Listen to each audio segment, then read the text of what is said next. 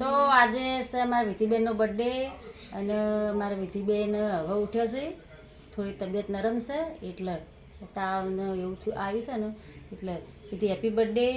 તાવ આવી ગયો છો, હેપી બર્થડે ને જીવનમાં ખૂબ પ્રગતિ કરો એવી પ્રાર્થના ભગવાન ભોળેનાથને રમભાઈ માને.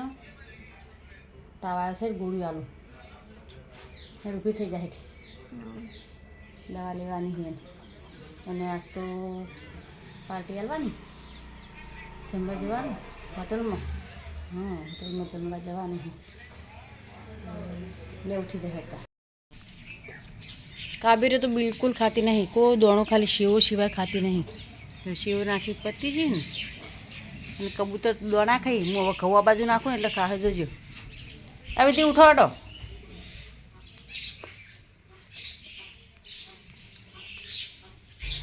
એમાં ઝઘડું ભરીને જ રાખવું. જો કોઈ તો આપણે નાખ્યું નહીં દોણા, પણ ધાબા પર પ્લેટ ઉપર દોણા નાખો અને બાજુમાં પરબ ભરીને રાખો. અહીંથી ખાઈ ને કંઈ પાણી પીવું. મારા વિધિબેનના બર્થડેનું જમવાનું આવી ગયું.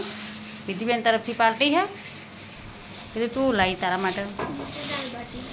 અમારે દાલ બાટીની શોખીન કશું દેખાતું જ નહીં. થેલી દેખાય એકલી તે અંદર હોય, થેલી ના દેખાય. બસ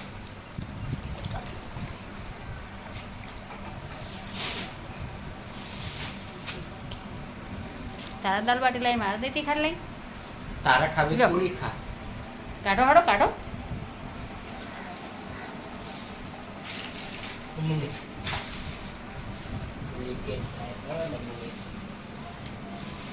બંસીમથી લાયા કે પેલા કાનથી લાયા?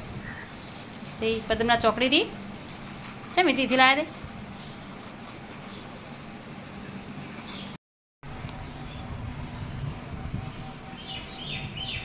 જન્મદિવસમાં મારી વિધિબેન તૈયાર થઈ.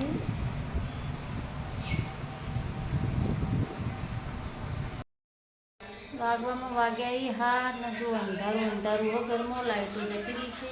બહાર થોડો જળ દેખાય. જુઓ બધું અંધારું દેવું જોઈએ. ના થઈ લાઈટ? હા પણ ના થઈ ને એવું.